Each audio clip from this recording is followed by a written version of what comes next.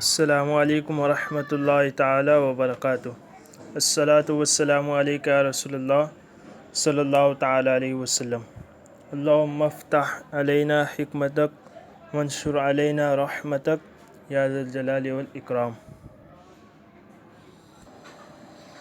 الحمدللہ ہم درس نمبر 9 پڑھ چکے۔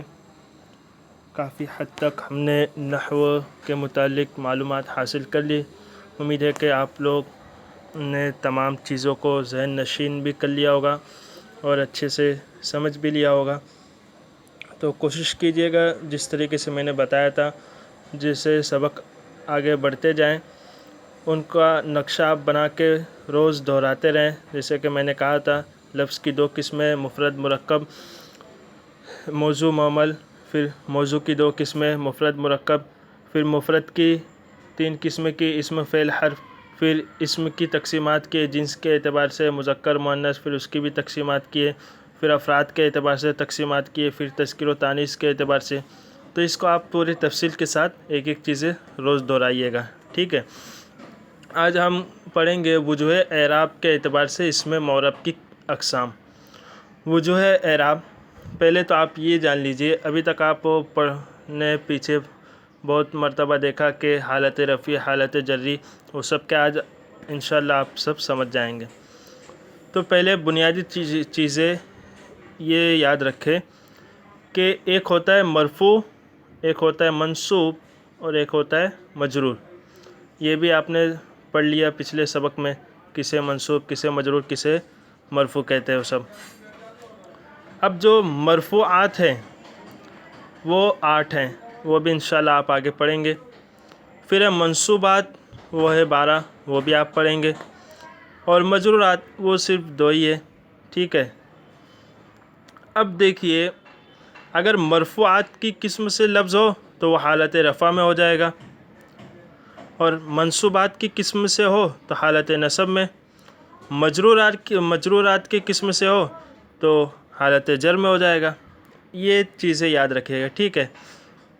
اب وجوہ اعراب اسی کو کہتے ہیں کہ حالت رفع میں تو اس کا یہ اعراب ہوگا، حالت نصب میں تو یہ اعراب۔ کب کب اس کے اعراب بدلیں گے، کس حالت میں کیا اعراب ہوگا، حالت رفع میں، حالت نصب میں، حالت جر میں، اسی کو کہتے ہیں وجوہ اعراب۔ یعنی اعراب کی کتنی وجہ ہو سکتی ہے، تو 3 ہی وجہ ہے، ایک تو حالت رفع ہوگی، ایک حالت نصب، ایک حالت جر، اس 3 کے علاوہ دوسری کوئی نہیں ہے۔ اب اسی کو تفصیل سے پڑھیں گے۔ تو اس کی 12 قسم مصنف کر رہے، جس کو ہم اسم معرب کے بجائے اسم متمکن بھی کہہ سکتے، وہ بھی ہے، ٹھیک ہے۔ یعنی جو اعراب کو قبول کرے، تو اسم معرب کا ہے یا اسم متمکن کا ہے۔ اب اس کی یہاں تو مصنف نے 12 قسمیں کی ہے۔ اب وہ 12 قسمیں کس طریقے سے کہ وہ بھی انشاءاللہ میں آپ کو سمجھاؤں گا، چونکہ دوسری کتابوں میں اس کی قسمیں کیا کہتے ہیں 16 بھی کی گئی ہیں۔ اب پہلی قسم دیکھیے، بتا رہے کہ وجوہ اعراب کے اعتبار سے اسم معرب کی اقسام۔ اس اعتبار سے اسم معرب کی 12 اقسام ہیں۔ پہلی قسم مفرد منصرف صحیح۔ مفرد دیکھیے لفظ سے ہی سمجھ آئیے، مفرد یعنی جو اکیلے ہو، تنہا ہو۔ منصرف جو غیر منصرف نہ ہو، ابھی صرف اتنا ہی یاد رکھیے۔ اور صحیح، اس میں تھوڑی تفصیل ہے۔ صحیح صرفیوں کے نزدیک آپ نے پڑھا کہ صحیح کسے کہتے ہیں، جس کے آخر میں، جس کے حروف اصلی یعنی فا کلمہ، عین کلمہ یا لام کلمہ حرف علت نہ ہو، یا حمزہ نہ ہو، یا 2 حرف ایک جنس کے نہ ہو، وغیرہ وغیرہ، ٹھیک ہے۔ یہ صرفیوں کے نزدیک ہے۔ لیکن نحویوں کے نزدیک دونوں کا مذہب الگ ہے، دونوں کی کچھ باتیں الگ ہیں، ٹھیک ہے۔ تو نحویوں کے نزدیک صحیح کسے کہتے ہیں، جس کے آخر میں حرف علت نہ ہو، بس یہ آسان سا ہے نحویوں کے نزدیک، ٹھیک ہے۔ تو اس کو بھی یاد رکھیے، نحویوں اور صرفیوں کے نزدیک صحیح کسے کہتے ہیں، یہ فرق۔ اب حرف علت وہ بھی مشہور و معروف ہے، علت معنی بیماری۔ اب حرف علت جیسے ہم کہتے ہیں آ او، تو جو عرب والے ہوتے ہیں وہ لوگ واہ یہ سب کہا کرتے ہیں، تو جو ان کے بیماری کی حالت میں جو الفاظ کہے جاتے ہیں وہ ہے واو، الف، یا، یہ 3، اس لیے ان تینوں کو حرف علت کہتے ہیں، بیماری والے الفاظ، ٹھیک ہے۔ अब सुनिए मुफरद मुनसरिफ सही की तारीफ़। वो इसम जो मुसन्ना व मजमू ना हो, मुसन्ना यानी तस्निया ना हो, मजमू यानी जमा ना हो, ना गैर मुनसरिफ हो यानी मुनसरिफ हो, ठीक है, उसको आप पूरा एक अलग सबक आएगा उस वक्त समझेंगे, और ना उसके आखिर में हरफ इल्लत हो, क्योंकि नहवियों के नज़दीक सही वो है जिसके आखिर में हरफ इल्लत ना हो, ठीक है, इस वजह से यहाँ पे ये तारीफ़ की सही की। अब मिसाल जैसे हासूबतुन कंप्यूटर, जैसे ज़ैदुन ये भी सही है, मुफरद भी है, ज़ैद मुनसरिफ भी है और सही भी है, इसके आखिर में हरफ इल्लत नहीं है। ज़ैदुन बकरुन अमरुन खालिदुन, ठीक है, ये सब मिसालें आप ले सकते हैं। तो इंशाअल्लाह इस सबक को कोशिश करेंगे कि 2 हिस्सों में हम तकसीम करें ताकि अच्छे से समझ में आए तफसील के साथ, ठीक है। तो दूसरी किस्म है मुफरद मुनसरिफ जार मजरा सही। उसकी तारीफ़ क्या है? वो इसम मुफरद मुनसरिफ जिसके आखिर में वाव या या हो और उसका माक़ब्ल यानी उसके पहले साकिन हो, जैसे दलवन रबियुन, देखिए वाव है और आखिर में या भी है, दलवन में वाव रबियुन में या, लेकिन उसके पहले साकिन है, तो ये मुफरद मुनसरिफ जार मजरा सही, यानी ये सही तो नहीं है लेकिन सही के कायम मकाम है। तो पहली और दूसरी किस्म में देखिए फ़र्क यही है, पहला मुफरद मुनसरिफ सही और दूसरा मुफरद मुनसरिफ दोनों तो है लेकिन जार मजरा से, यानी सही नहीं है लेकिन सही के कायम मकाम, ठीक है। फिर तीसरी किस्म जमा मुकस्सर मुनसरिफ, वो इसम जो जमा हो मगर जमा सालिम ना हो और गैर मुनसरिफ भी ना हो। ये भी आपने पढ़ लिया जमा मुकस्सर किसे कहते हैं। अब चूँकि कुछ जमा है जो गैर मुनसरिफ होते हैं, कुछ नहीं होते, उसको भी आप पढ़ेंगे इंशाल्लाह आगे। अभी सिर्फ इतना ही याद रखिए जो गैर मुनसरिफ ना हो, जैसे रिजालुन रजुल की जमा, ठीक है। अब इन तीनों किस्मों का जो एराब है, हालतें अलग अलग जो होती हैं, कभी हालत रफ़ा में होते, कभी हालत नसब में, कभी हालत जर में, तो इन तीनों के एराब जो है एक ही तरीके से आते हैं, तो इसीलिए इन तीनों के एराब एक साथ बयान करेंगे। अब वो क्या है देखिए, इन तीनों किस्म के इसमें मौरब की हालत यानी तीनों किस्मों के एराब हालत रफ़ी ज़म्मा से, हालत नस्बी फ़तहा से और हालत जर्री कसरा से आती है। यानी हालत रफ़ा में ज़म्मा के साथ अगर मरफ़ूआत के 8 किस्म में से किसी में शामिल हो तो ज़म्मा के साथ आएंगे पेश के, चाहे वो 1 हो या 2, ठीक है। फिर हालत नस्बी में फ़तहा के साथ 1 हो या 2 फ़तह, हालत जर्री में कसरा के साथ 1 ज़ेर या 2 ज़ेर, ठीक है। जैसे अब मिसाल दे रहे हालत रफ़ी में जा ज़ैदुन व ज़बियुन व रिजालुन। अब देखिए जा ये फ़ेल है, इसके बाद फ़ाइल आ रहा है, ज़ैदुन फ़ाइल बन रहा है और फ़ाइल ये मरफ़ूआत की किस्म से है, तो ये हालत रफ़ा में इसलिए 2 पेश दिए। व ज़बियुन ये भी फ़ाइल, तो हालत रफ़ा में 2 पेश, व रिजालुन ये भी 2 पेश आया। अब देखिए ज़ैदुन ये मिसाल हो गई मुफरद मुनसरिफ सही की, ज़बियुन ये मिसाल हो गई मुफरद मुनसरिफ जार मजरा सही की, और रिजालुन जमा मुकस्सर की मिसाल हो गई। तो तीनों किस्म की मिसालें एक ही, तीनों किस्म की मिसालें एक ही उसमें बयान कर दी गई है एक साथ, ठीक है, आसानी के लिए।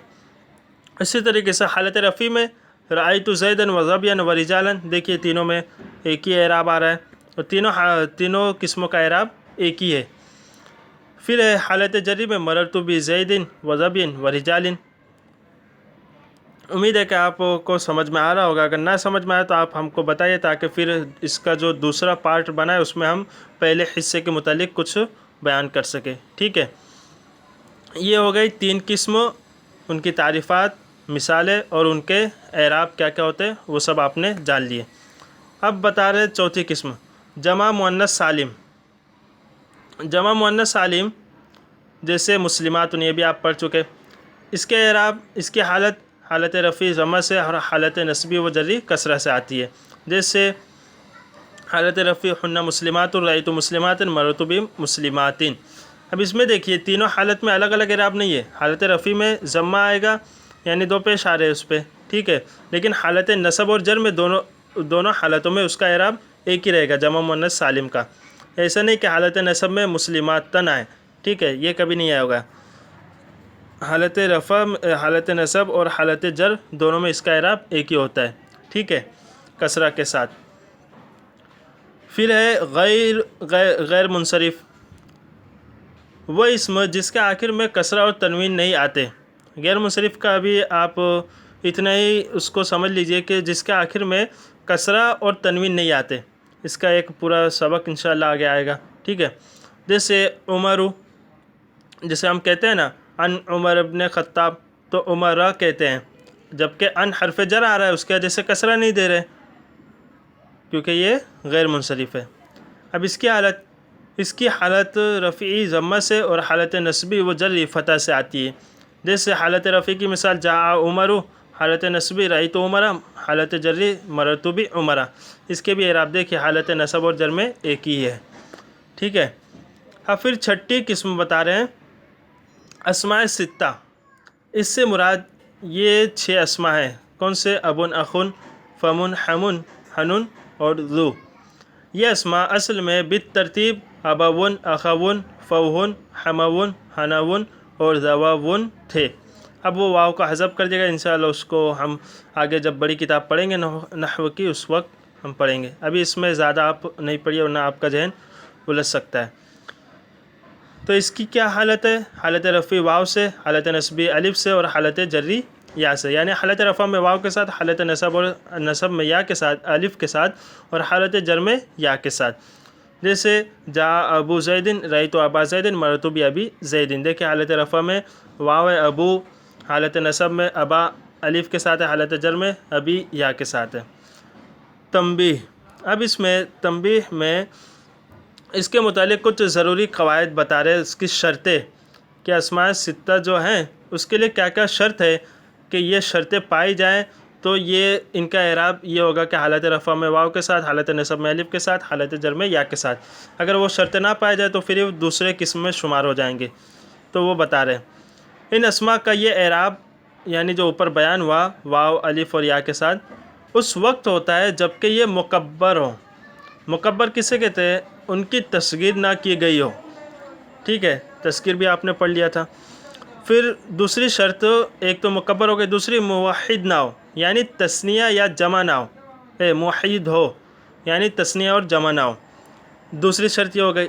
اور تیسری، اور یا متکلم کے علاوہ کسی اور اسم کی طرف مضاف ہو. یا متکلم کے علاوہ کسی اور اسم کی طرف مضاف ہو. ٹھیک ہے. یہ 3 شرطیں پائی گئی ہیں. ہم نیچے دیکھیے حاشیہ میں بتا رہے ہیں اگر یہ اسماء مصغر یا جمع ہو یا مضاف نہ ہو تو یہ اسم معرب کی قسم اول ہی میں داخل ہوں گے.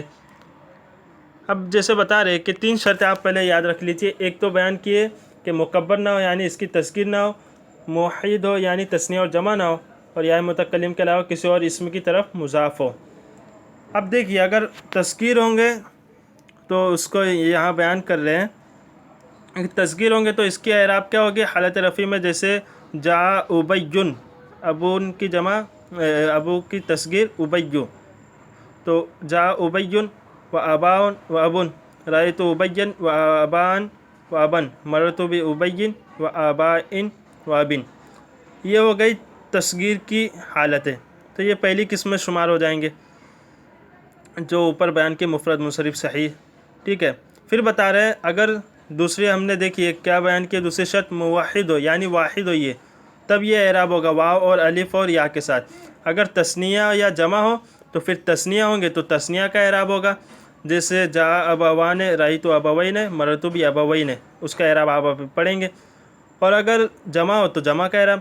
اور اگر یا متکلم کی طرف مضاف ہو تو تینوں میں ان کا اعراب تقدیری ہوگا جب یا متکلم کی طرف مضاف ہو. جیسے جاء ابی، رأیت ابی، مررت بابی. ٹھیک ہے. تو یہ 6 قسمیں تھی جو آج ہم نے پڑھ لی. اب ایک 7ویں قسم بھی پڑھ لیجئے. 7ویں قسم ہے تثنیہ اور اس کے ملحقات. تثنیہ کسے کہتے ہیں وہ بھی آپ نے پڑھا. تثنیہ سے مراد وہ اسم ہے جو واحد میں الف اور نون یا اور نون کے اضافہ کی وجہ سے 2 افراد پر دلالت کرے، جیسے رجلان ہے. ٹھیک ہے. یہ بھی آپ نے پڑھ لیا تھا پیچھے. اور اس کے ملحقات سے مراد وہ اسماء ہے جو تثنیہ تو نہ ہو مگر لفظاً یا معناً تثنیہ کے مشابہ ہوں، جیسے کلا، کلتا، اسنان، اسنتان. یہ تثنیہ تو نہیں ہے لیکن اس کے مشابہ دیکھیں رجلان، اسنان، کلا، کلتا، اسنان، اسنتان.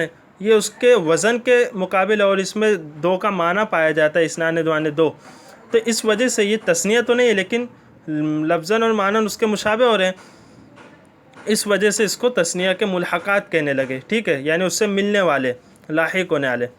اب اس کو بعض کتابوں میں 3 شمار کر دیا، ایک تو قسم تثنیہ کے اعراب، پھر ایک اس کا قلع کا ایک قسم الگ متعین کر دیا ہے، پھر ایک اسنان اسنتان اس کو الگ قسم متعین کر دیا، تو اس طریقے سے 3 قسم ہو جا رہی ہے۔ لیکن یہاں مصنف نے تینوں کو ایک ہی میں شمار کر دیا ہے، ٹھیک ہے۔ اب ان کے اعراب کیا ہے؟ ان کی حالت رفیع الف ما قبل مفتوح اور حالت نصبی و جری یا ساکن ما قبل مفتوح سے آتی ہے، جیسے جاء رجلان وکلاہما و اثنان، رأیت رجلین وکلیہما و اثنین، مررت برجلین وکلیہما و اثنین، ٹھیک ہے۔ پھر اب بتا رہے تنبیہ اس کے متعلق، خیال رہے کہ قلع اور قلتا کا یہ اعراب اس وقت ہوتا ہے جبکہ یہ دونوں اس میں ضمیر کی طرف مضاف ہو۔ تثنیہ کا تو اعراب ہو لگے، لیکن جو اس کے ملحقات ہے قلع اور اثنان، ان کا جو اعراب ہے جو اوپر بیان ہوا کہ تثنیہ کی طرح ہوگا، رجلین کلیہما، یہ سب وہ کب ہوگا؟ جب یہ اس میں ضمیر کی طرف مضاف ہو، جیسے اوپر دیکھیں ضمیر کی طرف مضاف ہے نا، کلاہما کلیہما، ہما ضمیر ہما ضمیر، ٹھیک ہے۔ اگر یہ بجائے اس میں ضمیر کے اس میں ظاہر کی طرف مضاف ہو تو پھر اس کا اعراب، ان کا اعراب تینوں حالتوں میں تقدیری ہوگا۔ یہ دیکھیے صفحہ نمبر 32 کے نیچے شروع میں دیکھیے دیا ہے، جیسے جاء کلا الرجلین، رأیت کلا الرجلین، مررت بکلا الرجلین، دیکھیے تینوں حالتوں میں کلا کلا ہی آ رہا ہے۔ اوپر کلئی جیسے تبدیل ہوا کلاہما کلیہما، وہ الگ ہو جائے گا کیونکہ وہاں ضمیر کی طرف مضاف ہے، یہاں ضمیر کی طرف نہیں ہے بلکہ اس میں ظاہر ہے رجل، اس لیے یہاں پہ اعراب ان کا تقدیری ہوگا، ٹھیک ہے۔ تو امید ہے کہ آپ کو یہ 7 قسمیں سمجھ میں آ گئی ہوگی انشاءاللہ، چونکہ سبق بہت طویل ہو جا رہا ہے۔ اب 8ویں قسم سے لے کر کل انشاءاللہ اس درس کو ہم پورے ختم کریں گے اور مشق بھی کریں گے۔